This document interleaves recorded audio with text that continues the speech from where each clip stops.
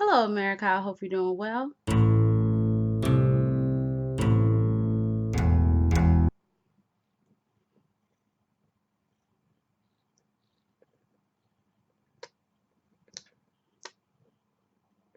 Okay. Welcome to my review of 90 Day Fiance season. Bro, what are you doing? Welcome to my review of 90 Day Fiance season 7, episode 5. Oh, this is stuff doing the most. I don't know why she was smelling me in my face. That's my daughter. Yes, I know that I'm late. Better late than never.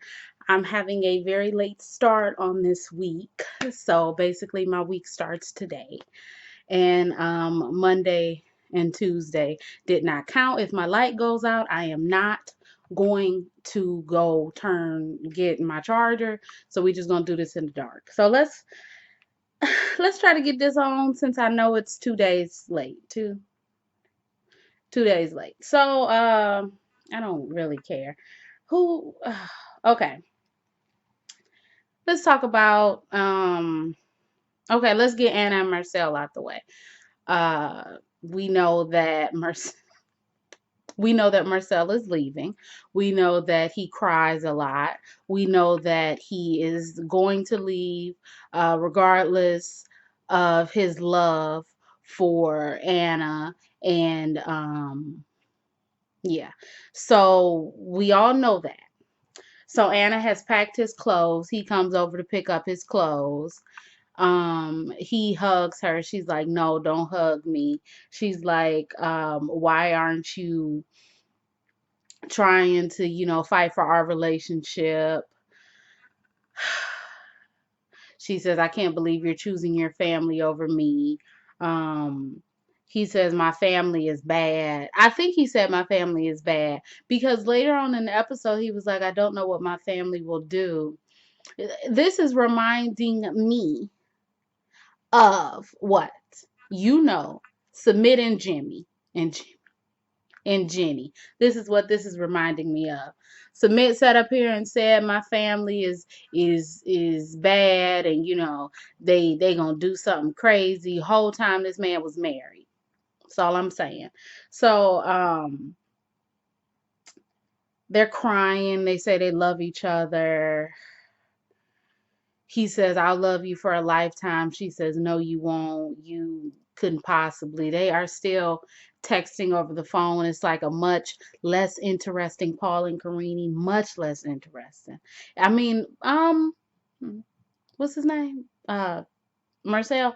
Marcel actually does provide some comic relief with him crying and, laying down or crying and turning away from the camera. I do find that pretty hilarious.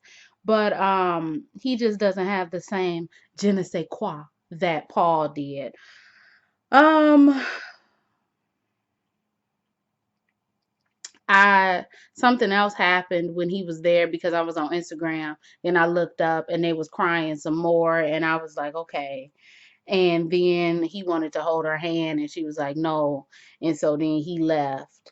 And then she just couldn't believe that it was over. And all her makeup is just smeared on her face. And today is the day that he's leaving. Is he actually going to leave? Who knows? It would surprise me if he stayed. It really would surprise me. Um anyway, the producer is like, "Oh, so you never gonna see Anna again? You said that you ain't never gonna see Anna again, blah blah blah." And then Anna's outside coming to pick him up to take him to the airport. She wanted to spend the last few moments that they had together with one another. What are you looking at? So she hugging him, they hugging each other. She's like, Marcel, don't go. Don't go. They get in the car. She's like, if you go, you me finished. Okay, well, y'all are finished. Clearly, he's leaving right now. So, y'all are finished.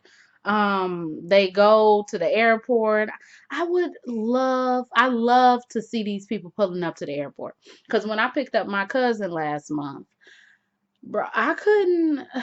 I couldn't think of getting out of the car and going inside and like, or like even getting out the car and giving her, like, no, we don't do that here, bro. Like, our airport is not anyway.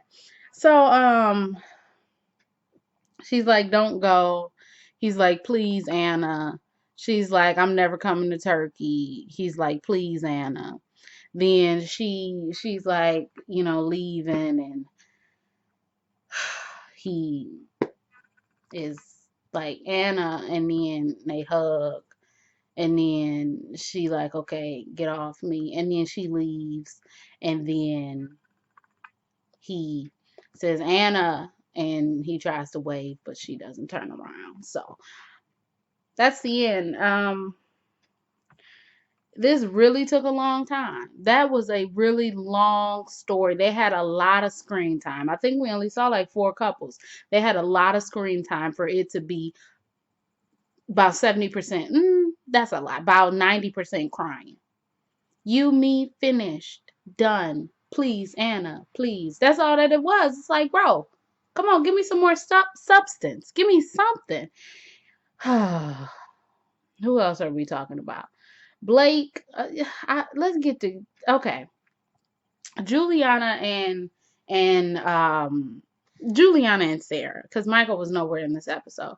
Juliana has now been gifted a bike, so now she is able to feel free and go places and do things. So she goes over to Sara's house. She's getting married in like 10 days. They start to talk about her past. She talks about her relationship and how she became a model. Basically, what happened was when she was 14, the modeling, oh my gosh, that scared the fuck out of me. Whoo. When she was 14, the modeling people came, and the modeling agency, the man was like, look, you lose 10 kilos and you'll be perfect at 14. So she lost the 10 kilos. She went to I can't remember the name of the city. She went to the city. She was there. She was modeling. It was very hard for her. She didn't really get paid much, or I don't know if she got paid at all or if she didn't get paid much and it wasn't enough to cover, to after covering the costs of rent and everything. She didn't have any money. So 3 months later, she moved back to her hometown. She moved back to her hometown. Her and her friend went to this religious place. She called it a cult because I was like, this sounded a little cultish. Okay. That's where she met her 34-year-old ex-husband when she was 17. And I was like, okay, where's her parents? What's going on? So they were together for about 4 months, if I'm not mistaken, and then they got married, an arranged marriage. She says as soon as they got married, he changed. He told her that she wasn't able to work and make a living for herself and go out, and all she had to do was be there and take care of kids and clean the house and be a housewife, and she didn't want to do that. So some months later she left, and she didn't sign any divorce papers, and she moved back to the modeling agency city. I can't remember. I'm sorry, I can't remember the name of the city, of either of the cities that she was talking about. And then she became a model because she had some experience up under her belt dealing with, asshole people. So y'all know what I'm trying to say. And then a couple months later, she filed for divorce, went back to her hometown, signed them divorce papers, and she been living ever since. And that made Sara really connect with her, or I guess see that she's not a bad person. Sara said that she could have fallen into the same, or she could have had the same preconceived notions about Juliana that not everyone else had, but that people had in Michael's life. But she decided not to do that because it's not like they're in competition. It's not like life is about a competition. If I'm taking something away from her, that's not going to help me. So they formed a nice little friendship. And I'm like, okay, can y'all get married? Because I don't really care to see Michael at all. So y'all can get married. So next scene, they go and she gets her dress altered. She got her dress in Brazil. Her dress is beautiful. Sarah is there with her. She starts crying. Sarah is wiping her tears. Juliana is happy to have Sarah in her life because Sarah is so nice and sweet. On the way there, they talk about Michael, and Sarah tells Juliana not to give all of her money to Michael because that was a mistake that she made. She would just like give him the paychecks, and I guess he would manage the money, but that created an imbalance of power. And also, he's kind of lazy, so he'll say that, oh, you don't have to clean up, or oh, I'll clean up, and then he don't clean up. But yeah, the segment with Juliana and Sarah was really nice. I think that Sarah is a really nice person. I mean, I don't know her, I don't know like what she be doing in life, but she does seem like a really nice person. And it seems like they can be really cool. And it's a weird predicament your to be friends with your ex-husband's new wife. But I guess, y'all can discuss things. I would like that. Start talking about Michael and Angela.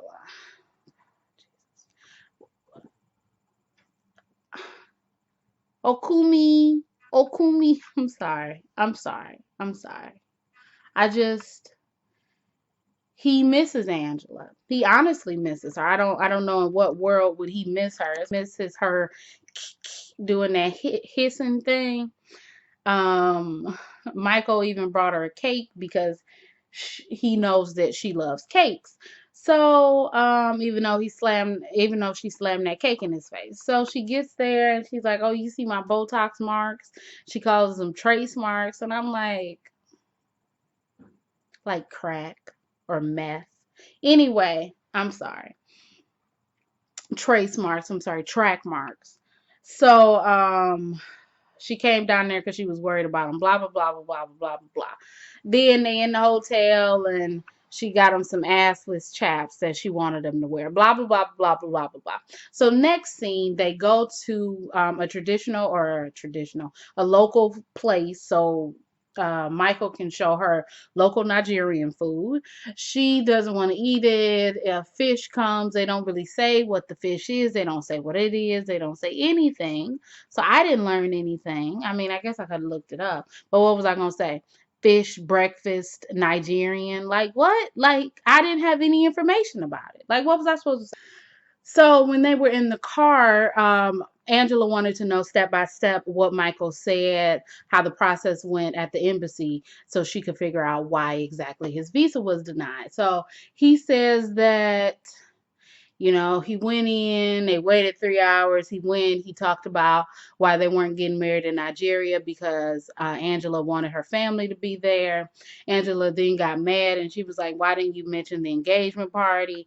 And he was like, "Well, they could already see that I was engaged." And she was like, "No, you should have said that your mother threw us an engagement party because that would have gave us some validity because your mother is a part of our love and our relationship in our life." And it seemed as though Michael didn't really understand what she was saying because he was like, it already says that I'm engaged. So she was like, "No, Michael, you're hard headed, Michael." And I'm just like, "Girl, shut up, please. If you listen to me, then maybe you would have had a visa."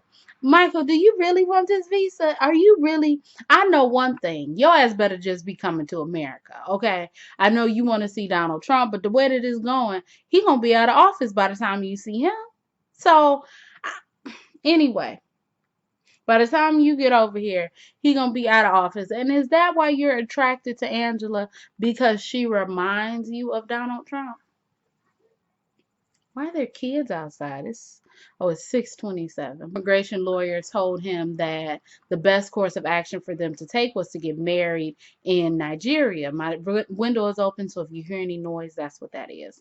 She's like, "I ain't getting married over in Nigeria. It's my right for my family to see me to get married." What do she know that there's such a thing as like, okay, we gonna have our wedding here and then like going back and having a ceremony where like it's traditional and it's what you want, but it really would just be like a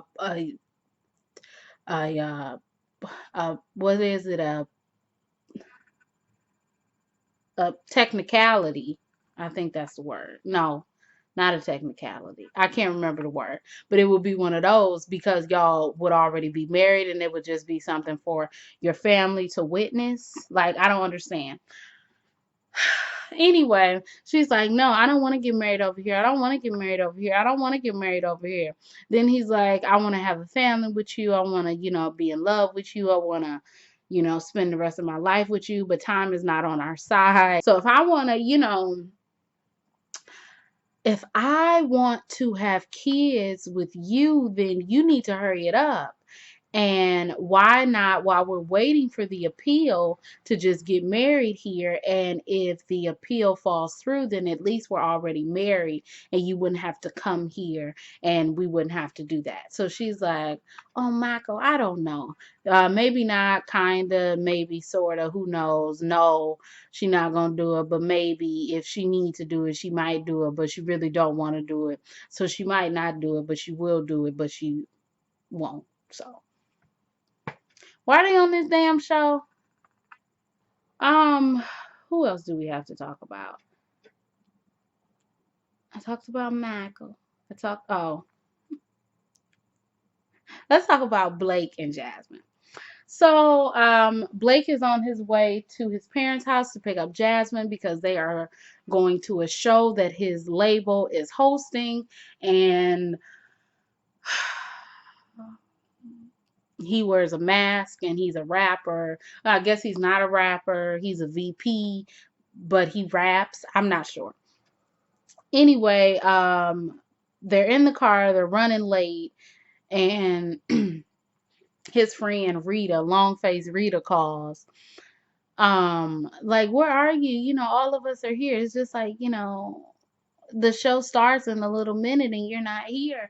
And Blake gets off the phone and Blake is like, I'm the VP. I shouldn't be late. Everybody is here without me. And I'm just like, I mean, you could have rushed her considering that you all got in an Uber. And even if you didn't get in an Uber and you drove, it's not like she was going to drive.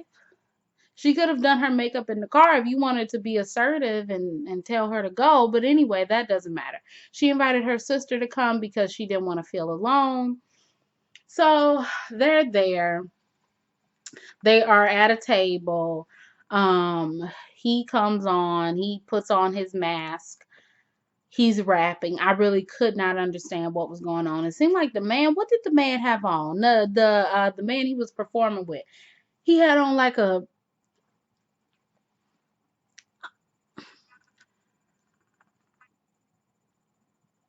what did he have on? It was a peculiar outfit. Blake also had on a peculiar outfit, but his outfit was very peculiar because it was like a cross between a vest and a bulletproof vest, a cross between a regular leather vest, a bulletproof vest, and a corset. It was very odd, and I'm wondering where he got it from. But anyway, long face Rita come over there and she like, oh, are you enjoying it? Jasmine says yes, although Jasmine just said a second earlier to her sister that she really didn't enjoy it and she didn't understand what was going on. And then she said 2 seconds earlier to the camera that she really didn't care, but she was going to be there to support him. So he's done. He goes off the stage. Long face Rita comes back to give the man with the two braids whose patience was wearing thin a hug because I guess that's her boyfriend. And then long face Rita is like, Blake, did you feel like she was supporting you enough? Like, she didn't even go down like to the stage, or I guess like in the mosh pit. And I'm like, I'm not about to go all the way down into stage so they can be pushing me in my ribs. What are you talking about? You could see her, she could see you. Things were cool. Like, I don't get it. But anyway, moral of the story is his friends is getting on my damn nerves. Okay. So this raised some concern for Blake because he wants her to, I guess, show more support. I don't know. I don't know what he wants, but this did raise a little bit of concern for him. So next we see Blake. Did I say Blaze? Whatever this nigga name is. Next we see Blaze. I'm gonna just call him Blaze, okay? Because I can't call him Blake anymore. Next we see that man. He goes to the studio to lay down some vocals for the track, and his two friends are like, oh, it didn't seem like Jasmine like was really there, and like it didn't seem like she was like really supporting you, man. Like, is she really supporting you, man? Is she down for you, man? Is she writing for you, man? And Blake was like, she different, okay? She grew up in Finland. They don't have rap music, or they don't have a nightlife over there. She's different. Like, I don't understand why I am explaining this to you. And the one friend is like, I don't even know if her name starts with an S has an S or a Z in there. Like, I don't even know her favorite color, man. Like I don't get it. Like what's going on? And Blake is like, bro, she opens up to me when we go home. She wants to know things. She wants to, we did see a little playfulness while they were in the car. That was the biggest smile that I saw her have. And maybe she's just an introvert. I'm an introvert. And I don't like people. And it's a lot when I have to deal with people, or when I have to be around people, especially people who are extroverted and who want to talk and who want to interact and who want to run their mouth 24/7. So his friend is like, well, why won't you open up to us, man? Let me find out this 90-Day Fiance polygamy edition. Okay? She my wife. Hop up out of my ass. Okay?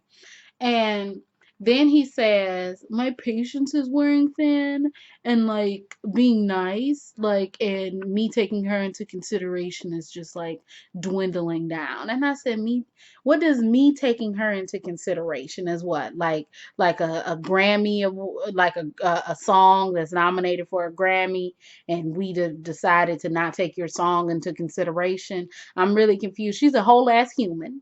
So you can't just say, I'm gonna take her into consideration, or I'm not gonna take her into consideration. Anyway, Blake said, I'm gonna I'm gonna leave, okay? He headed out.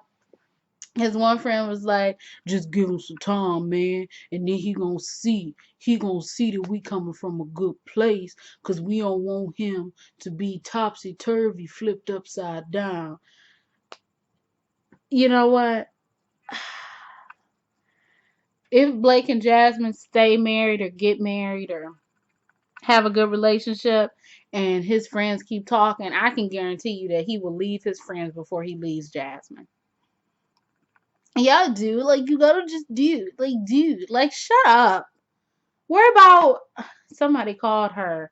I ain't even gonna say what somebody called Rita. I'm gonna just call her long face Rita. Okay? Anyway, moving on.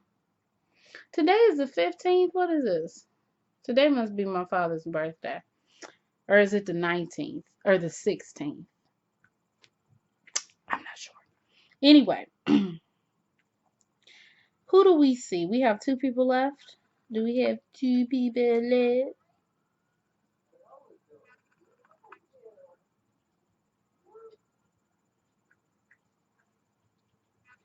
Um, okay. So Mike and Natalie are sitting, waiting for the producers to ask them questions. Um, I can't remember what was said before that, but basically, the producer asked Natalie, do you love Mike? And she said, and after a while, Mike was like, and he was like, so you ain't gonna say it? And she was like, how do I know? And I'm like, bro, what do you mean? Do you know? Do you know the level of fuckery that will be going through my head if I sat up here and I got, like, we're in the K1 visa process. I've spent money. And then you come and tell me that you can't tell me that you love me? What? So Mike was like, okay, bro, I'm done.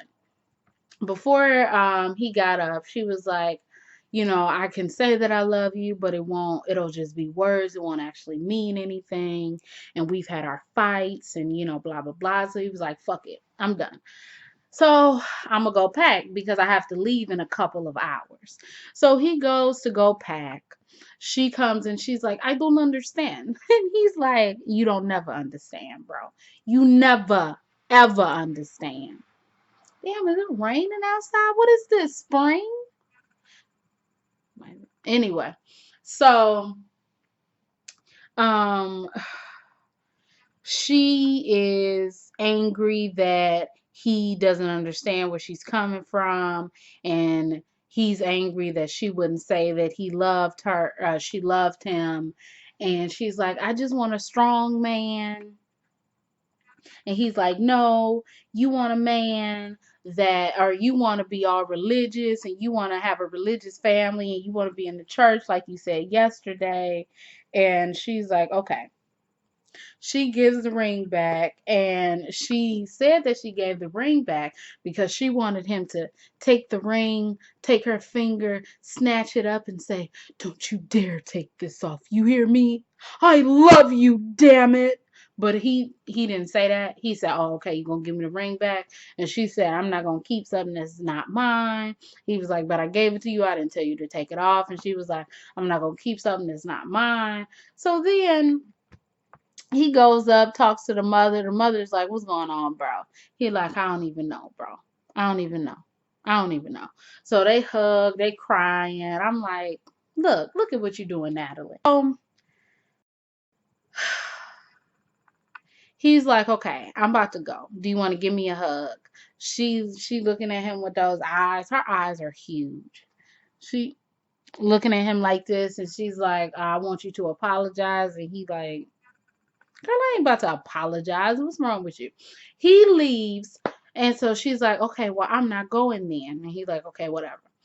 She says that she wanted him to apologize because she wanted him to, quote, apologize for not seeing where she was coming from.